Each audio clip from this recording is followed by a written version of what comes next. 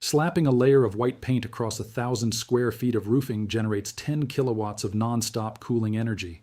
To put that in perspective, that exceeds the output of the standard central AC systems currently humming away in most households across America. There are no spinning fans, no freon lines, no complex circuits, and absolutely no power costs. It is literally just paint. Back in 2021, an engineering team at Purdue University engineered a mixture so intensely white that it snagged a Guinness World Record. It bounces back 98.1% of the sun's rays. But this isn't your standard hardware store primer. Instead of merely deflecting warmth, it actively shoves heat away from the building and launches it through the sky straight into the freezing void of space. The material it covers doesn't merely stay less hot than a black shingle. In the blazing sun, its surface actually becomes colder than the ambient air around it. This isn't theoretical. It has been rigorously measured and confirmed in peer-reviewed journals. You might assume a discovery of this magnitude would upend the cooling sector in a matter of days. It didn't. And the explanation for that delay is entirely disconnected from the physics. The concept driving this phenomenon is incredibly ancient, stretching back before we even had written alphabets. Every culture surrounding the Mediterranean Sea arrived at this conclusion on their own. The ancient Romans, the Greeks, the Andalusians, and the Moors. Throughout the Cyclades, people have been coating their homes in white lime ever since the days of the Byzantine Empire. Think of the iconic vistas of Mykonos, Paros, and Santorini. Those brilliant white facades aren't just an architectural aesthetic. They are functioning climate control. The lime throws the solar radiation right back.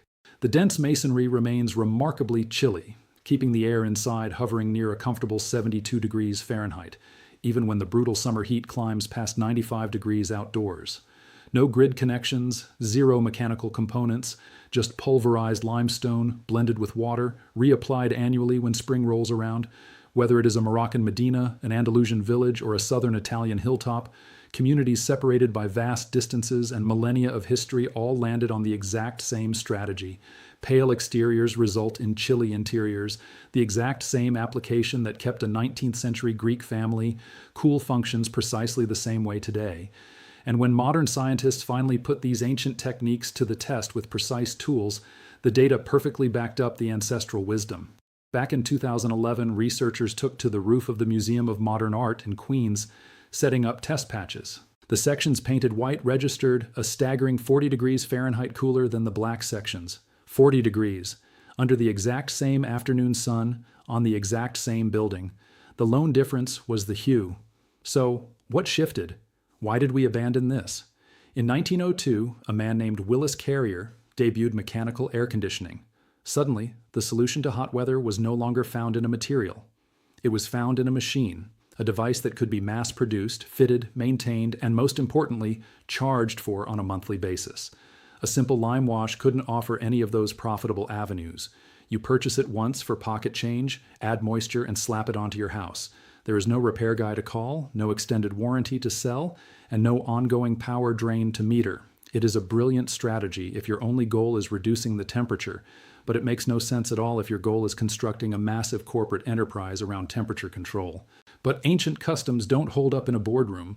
It required a scientist armed with decades of determination and a massive array of sensors to translate what those coastal grandmothers understood into hard data that the construction world couldn't dismiss. Enter Hashem Akbari, a physicist working at California's Lawrence Berkeley National Laboratory in the early 90s. He initiated a massive project that no one in the commercial building sector had attempted at scale. He began rigorously tracking exactly what occurs when you swap a dark rooftop for a white one. He wasn't running computer models or guessing based on utility bills. He was gathering raw data. We are talking about thermocouples placed directly on shingles, thermometers plunged into attics, and submitters attached to AC compressors, logging temperatures every 15 minutes, month after month, across occupied houses and active businesses in cities like Sacramento, San Jose, Davis, and throughout Florida. The findings were staggering. One Sacramento residence treated with a highly reflective white coating experienced an 80% plummet in its daily air conditioning power draw. That is not an exaggeration. 80%. A Florida school logged a 25 to 35% decrease in cooling power.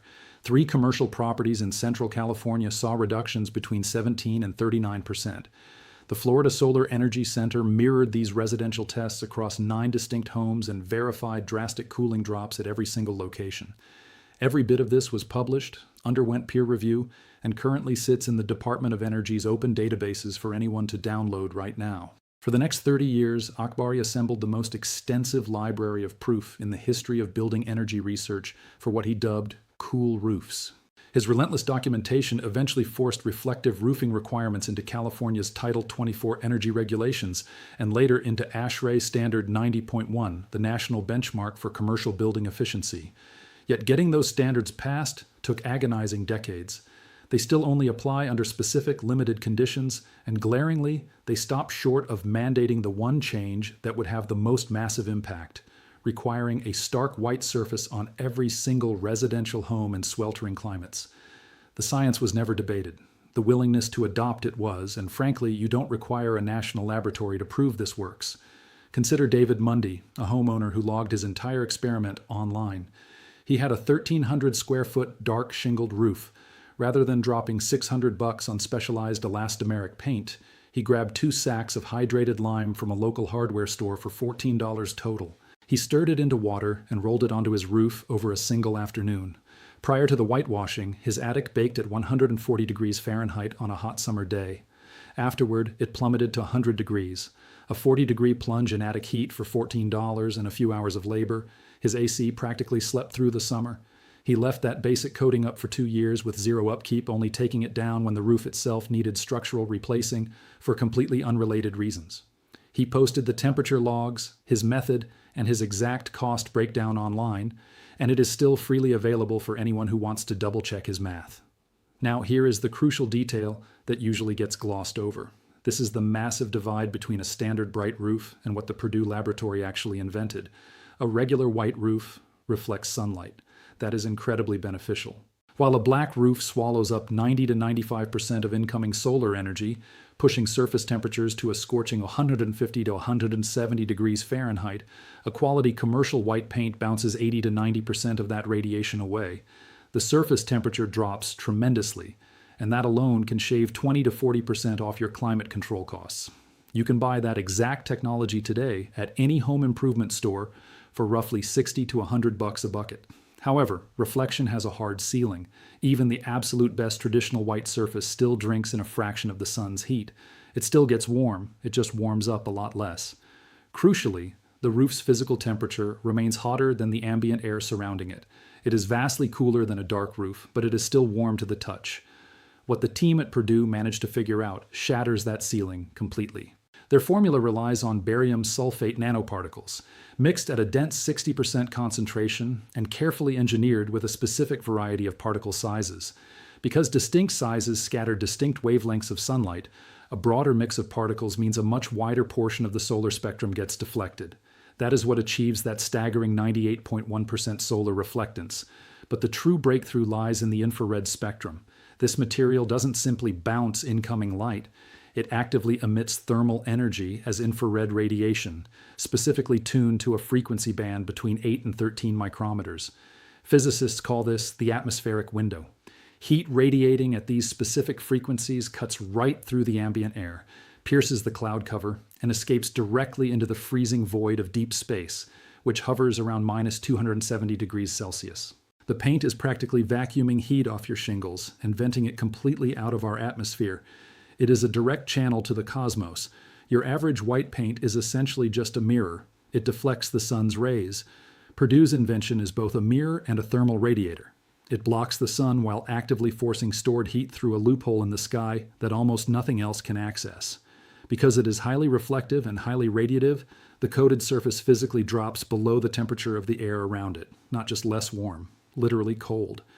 During Purdue's field trials, they recorded the painted panels sitting more than 4.5 degrees Celsius colder than the daytime ambient air. At night, that difference stretched to over 10 degrees. The panels were genuinely cold. Professor Julien Rouen in his lab poured 6 years into this project. They scrutinized over 100 potential materials, narrowed the field to 10, and tested roughly 50 different mixtures for each one. Their findings were published in ACS Applied Materials and Interfaces, a heavily cited journal in material science. Guinness World Records made it official. The Air Force Office of Scientific Research helped fund the research, and the testing was executed at Purdue's Herrick Laboratories. And following that, the media cycle played out exactly as it always does, with massive scientific leaps. CNN ran a segment, the Smithsonian published a feature, every prominent science outlet on the planet covered it. And then, absolutely nothing changed. Let me explain why. The worldwide air conditioning market is a juggernaut. The International Energy Agency notes that cooling currently demands about 10% of the globe's entire electricity usage. If you just look at buildings, roughly 20% of all global power goes straight into running ACs and fans. By 2050, the agency expects the number of active air conditioners to explode from roughly 2 billion to 5.6 billion machines. That equates to 10 brand new units sold every single second for the next 25 years. The sheer energy required just for cooling is forecasted to triple. An industry of that magnitude does not voluntarily restructure itself to compete with a coat of paint. Then you have the hurdle most homeowners completely overlook: Homeowner Association guidelines. Throughout the United States, HOA covenants specifically dictate that roof and exterior colors must be limited to earth tones, your browns, grays, dark greens, and muted reds. These shades provide that uniform, traditional neighborhood aesthetic. Coincidentally, they are also the exact colors that absorb maximum solar radiation, virtually guaranteeing your AC unit will be running all summer long. In many of these communities, a highly reflective white roof is a direct violation of the rules. You can verify this in your own neighborhood's bylaws. Your local aesthetic board is likely quietly forcing you to maximize the heat absorption on the biggest sun-facing footprint of your property, leaving you to pay a utility company every month to mechanically extract that heat. Nobody held a secret meeting to suppress radiative cooling paint.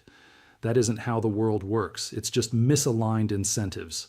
The climate control sector profits by selling machines that require electricity. The paint industry profits by selling products designed to be replaced. Building codes are structured entirely around those two realities, and HOAs mandate color palettes that maximize thermal load. A surface that automatically chills itself for free simply does not fit into anyone's revenue model in that entire ecosystem. The financial incentives don't line up. They never needed to. Yet here is the reality of what is accessible right this minute. Even without holding your breath for the Purdue invention to hit the retail market, highly reflective white elastomeric sealants are sitting on the shelves of your local hardware store today. You will spend between $60 and $120 for a 5-gallon pail, varying by manufacturer and expected durability. Assuming a solid 2-coat application, 1 gallon handles around 250 square feet. To cover a standard flat roof, you are investing maybe $250 to $500 in supplies and dedicating 1 weekend to rolling it out. Now, these commercial coatings bounce back 80 to 90% of incoming sunlight. Obviously, that falls short of Purdue's 98.1% standard, and they won't reach sub-ambient temperatures. However, based on 30 years of verified Lawrence Berkeley metrics, they still slice cooling energy consumption by 20 to 40% across most environments. If you are dropping $2,000 annually to keep your house cold, that translates to $400 to $800 saved every single summer. The paint literally covers its own cost within the first few months. Put that side by side with a brand new central AC unit. You are looking at a $5,000 to $15,000 installation bill. Then you face yearly power costs ranging from $500 to $2,000, contingent on your location and habits. Give it about 15 years and it will break down, forcing you to start the expensive cycle anew. Worse, every single kilowatt hour that machine pulls creates emissions, actively accelerating the global heat problem it was purchased to combat. Nobody is claiming a layer of white paint will eradicate the need for mechanical cooling everywhere. That is a myth.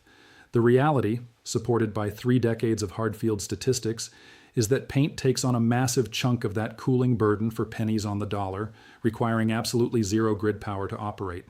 And the next generation mixture that could skyrocket that efficiency is already sitting in a West Lafayette, Indiana laboratory. It simply hasn't been permitted to cross the finish line to the consumer. The Purdue engineers have secured their patents via the Purdue Research Foundation and have teamed up with a manufacturer to ramp up volume.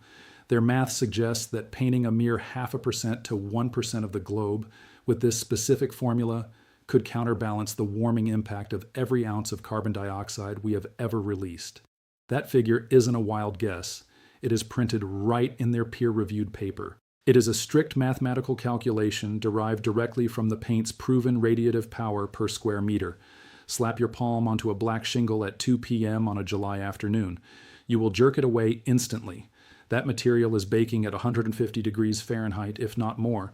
That intense thermal energy bleeds right through the decking, floods the attic space, penetrates the insulation, and bakes the living spaces underneath.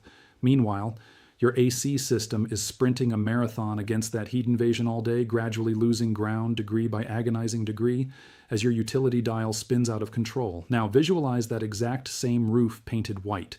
Nothing fancy, not the Purdue breakthrough, merely a bucket of standard white elastomeric from a local shop. Instantly, the exterior temperature plunges by 50 to 60 degrees Fahrenheit. Your attic transforms from a roasting oven into a tolerable space. Your AC unit takes a breather. The compressor's lifespan extends. Your electric bill shrinks. You will physically notice the temperature shift on day one. Now imagine applying the Purdue iteration, the formula that doesn't just rest cooler than black shingles, but actually dips beneath the ambient air temperature. Imagine a roof that is genuinely chilly to the touch at high noon. Aim an infrared camera at it, and the treated section shows up pitch black while the surrounding environment blazes hot. It is going beyond mere reflection. It is venting stored heat upward, shooting it through the atmospheric window, and expelling it entirely from the planet. Your roof is no longer just enduring the sun, it is actively fighting back.